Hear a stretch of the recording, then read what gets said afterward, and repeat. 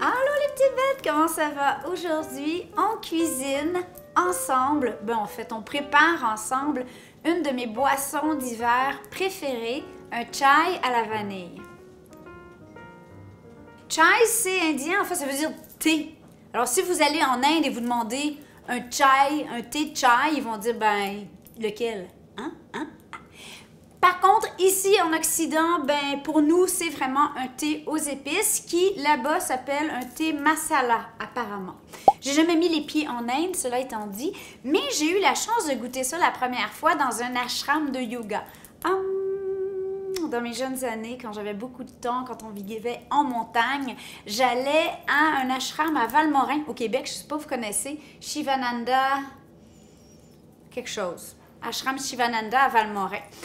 Et il nous servait ce thé chai que je ne connaissais aucunement alors en 2001. Ça s'est grandement popularisé, ça se vend maintenant en sirop dans des chaînes de café que je ne nommerai pas. Cela étant dit, le sirop est bourré de sucre. C'est pas buvable à moins que vous soyez fanat de sucre, mais c'est pas bon pour vous à la base. Alors pourquoi ne pas le faire soi-même? Ma version de thé chai est un peu différente, je le fais à la vanille. Ce qui m'a inspiré, et ceci n'est pas une commandite, c'est le thé Pukka, qui est une marque de thé anglaise. Et c'est tous des thés biologiques, ils ont un chai à la vanille qui est mon favori. Bon, eux autres, cette version-là est décaféinée, donc vous pourriez acheter du thé décaféiné ou même carrément mettre aucun thé et simplement faire une infusion d'épices, chose que je fais parfois. Une fois que votre mélange est fait, là, je vais vous donner les ingrédients pour une recette. Vous pouvez évidemment multiplier et en garder dans un pot pour en avoir toujours sous la main. Alors, sans plus tarder, on va partir avec la recette. Faut savoir qu'il y a des gens qui le font juste dans l'eau, qui ajoutent un nuage de lait. Moi, je l'aime moitié lait, moitié eau. Toutefois, les laits sont à votre goût. Ce que je vais utiliser aujourd'hui, c'est du lait de noix de cajou. Mais ça pourrait être du lait de vache, évidemment, qui est plus protéiné, qui est plus nourrissant. Ça pourrait être du lait d'amande. Utilisez ce que vous voulez. Du lait de coconut aussi, ça serait bon. Donc, je vais venir verser une tasse de lait et je vais couvrir de une tasse d'eau. Là, j'en fais un peu plus parce que il n'y en a jamais assez. J'en ai jamais de trop. En fait, je finis ma petite tasse puis je me dis « Ah, j'aurais dû en faire le double. » Alors, j'en fais un peu plus.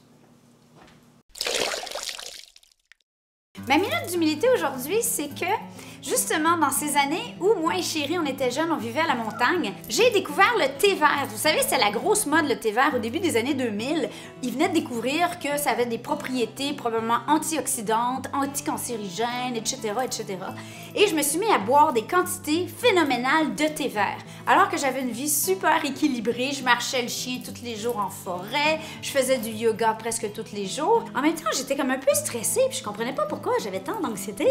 Jusqu'à temps que je réalise que je buvais beaucoup trop de thé vert. Alors, il faut faire attention avec le thé. Ça peut avoir des effets encore plus importants que le café pour certaines personnes.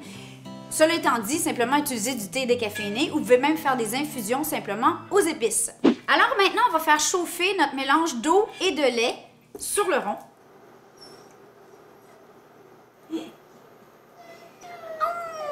Viens-tu cuisiner avec moi?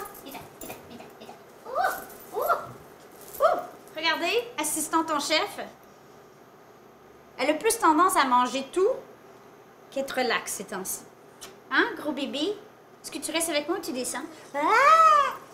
Dans ma version de thé chai, je mets des graines de fenouil, de la vanille que j'ai ouvert en deux, de la cardamome qu'on va casser simplement comme ça pour être certaine que tous les goûts.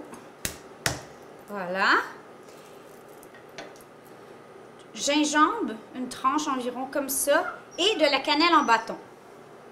Dès qu'on voit notre lait commencer à boucaner, je vais venir ajouter mes épices, donc toute la cardamome, bâton.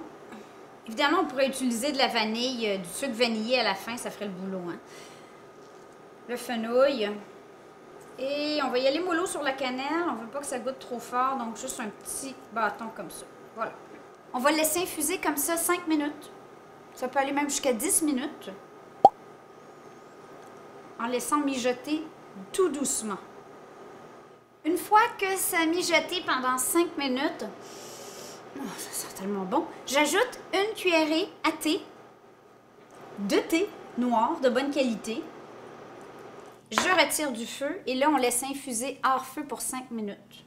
Dès que l'infusion est terminée, on peut sucrer le thé. Donc là, c'est au goût. Moi, j'aime beaucoup avec du sirop d'érable. Ça pourrait être avec du sucre, tout simplement.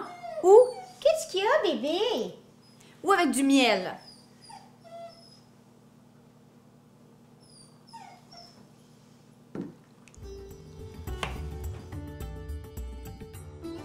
Pas facile, janvier, hein? Ouf, je vais avoir besoin de thé, je pense. Ouf. Ah! Ça, c'est du réconfort dans une tasse. Essayez ça. Alors, sur ce, je vous aime. À votre chai. Bonne semaine!